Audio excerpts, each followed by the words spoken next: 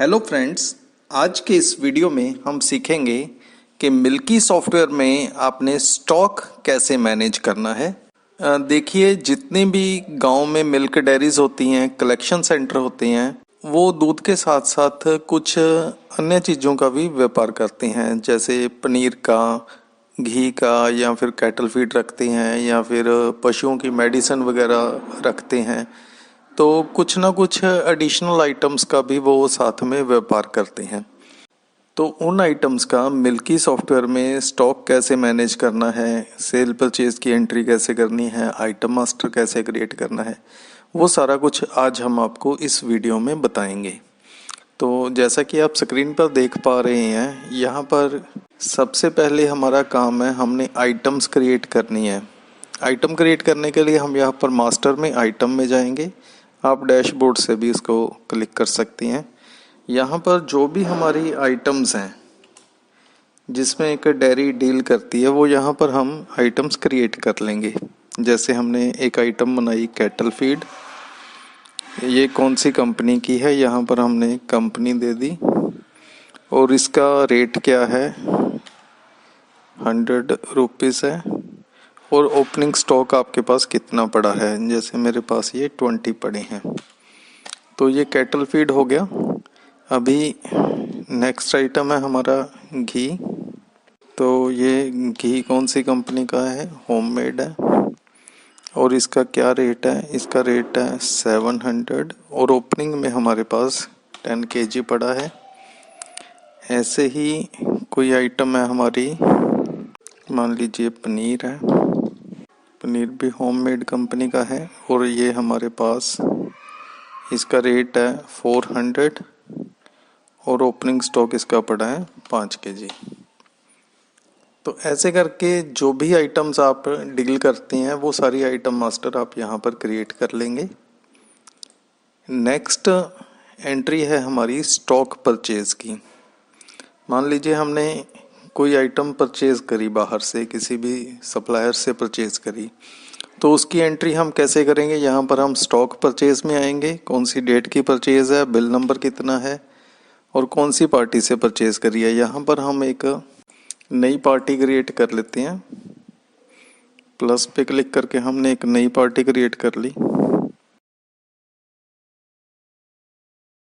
तो ये just filling the blanks, हम ये सारी इंफॉर्मेशन भर सकते हैं। उसका मोबाइल नंबर, यहाँ से हमने पार्टी चूज़ करी, हमने क्या परचेज किया, यहाँ से हमने डाल दिया कैटल फीड। तो कोई भी रिमार्क्स आप देना चाहते हैं कि कैसी कौन सी कैटल फीड है, तो यहाँ पर हम रिमार्क्स में डाल सकते हैं। कितने केजी या कितने पीस हमने परचेज़ करे वो हम यहाँ पर डाल देंगे। क्या रेट से हमने परचेज़ किया, तो उसकी बेसिक अमाउंट बन गई। यहाँ पर हम इसको ऐड आइटम कर देंगे। नेक्स्ट आइटम हमने क्या परचेज़ करी है, घी, क्या रेट से परचेज़ किया है, यहाँ पर हमने रेट डाल दिया। तो ऐसे ही कैटल फीड, घी, जो जो आइटम्स हम परचेज़ करेंगे यहाँ पर हम सिंपली परचेज़ की एंट्री डाल देंगे और उसके ऊपर कोई एक्सपेंसेस हैं, जैसे फ्रेट लगा है या फिर कोई लेबर लगी है, वो हम यहाँ पर नीचे डाल सकते हैं। तो इसका टोटल आप नीचे देख सकते हैं, यहाँ पर बेसिक अमाउंट आ रही है, टोटल चार्जेस आ रही हैं और टोटल अमाउंट आ रही है। तो इसको हम यहाँ से सेव कर देंगे। तो ये तो थी स्टॉक परचेज। अभी हम चलते हैं स्टॉक सेल पे। जैसे ही हम कस्टमर को कोई आइटम सेल करते हैं तो उसके लिए हम एंट्री करेंगे स्टॉक सेल की। तो स्टॉक सेल की एंट्री करने के लिए हम यहाँ पर स्टॉक सेल में आएंगे, डेट चूज़ करेंगे, बिल नंबर ऑटोमेटिकली आ जाएगा। यहाँ पर हम पार्टी का कोड डाल देंगे, जैसे मैंने 3 नंबर कोड डाला तो उसका नाम अपने आप आ गया। अभी हम यहाँ पर कौन सी आइटम हमने सेल करी है वो उठा लेंगे, कितनी क्वांटिटी है, क्या रेट है, रेट ऑटोमेटिकली जो हमने मास्टर में डाला था वो उठा लेगा। इसमें अगर हमने कुछ डिस्काउंट दिया है तो हम यहाँ पर डिस्काउंट भी डाल सकते हैं। ऐसे ही नेक्स्ट आइटम क्या हमने सेल करी है, जैसे घी सेल किया है, कोई डिस्काउंट नहीं है। तो ऐसे ही जो जो आइटम्स आप सेल कर रही हैं जो, वो हम यहाँ पर इसको एंटर कर देंगे। उसके ऊपर कोई एक्सपेंसेस हैं या कोई डिस्काउंट है, कोई लेबर है, वो हम यहाँ पर डाल सकते हैं। तो यहाँ पर हमने एक्सपेंसेस डाल दिए। अभी हम इसको सेव कर देते हैं। ये लीजिए, यहाँ पर हमारी स्टॉक सेल की एंट्री सेव हो गई। तो इसके बाद क्या है, इसके बाद आपके जो रजिस्टर हैं, जैसे यहाँ पर स्टॉक परचेज का रजिस्टर मेंटेन हो रहा है, कौन सी पार्टी से परचेज करी थी, कौन कौन सी आइटम थी, कितनी क्वांटिटी थी, कितना आइटम का टोटल है, कितने चार्जेस हैं, कितनी टोटल अमाउंट है, यहाँ पर सारा कुछ आपको entry to entry stock purchase register में मिल रहा है।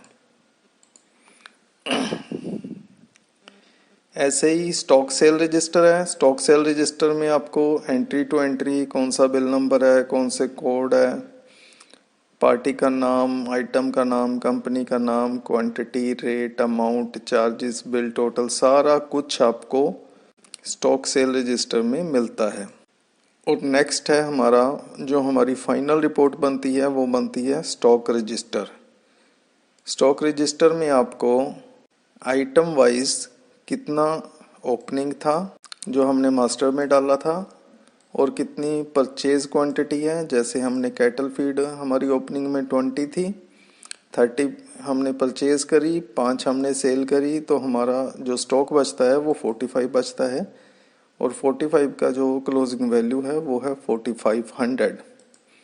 ऐसे ही घी है, घी 10 था, 3 परचेज किया, 1 सेल किया, तो 12 पीस हैं जिसकी वैल्यू बनती है 8400। पनीर है, पनीर जितना ओपनिंग में था उतना ही क्लोजिंग में है, ना परचेज किया ना सेल किया। तो इस तरह से ये हमारा स्टॉक रजिस्टर रेडी हो जाता है। तो दोस्तों, आज आपने सीखा कि मिल्की सॉफ्टवेयर में आपने मिल्क के अलावा जो स्टॉक है किसी भी आइटम का, वो कैसे मेंटेन करना है। ऐसे ही और इनोवेटिव वीडियोस देखते रहने के लिए बने रहिए हमारे साथ। धन्यवाद। खुश रहो, तरक्की करो।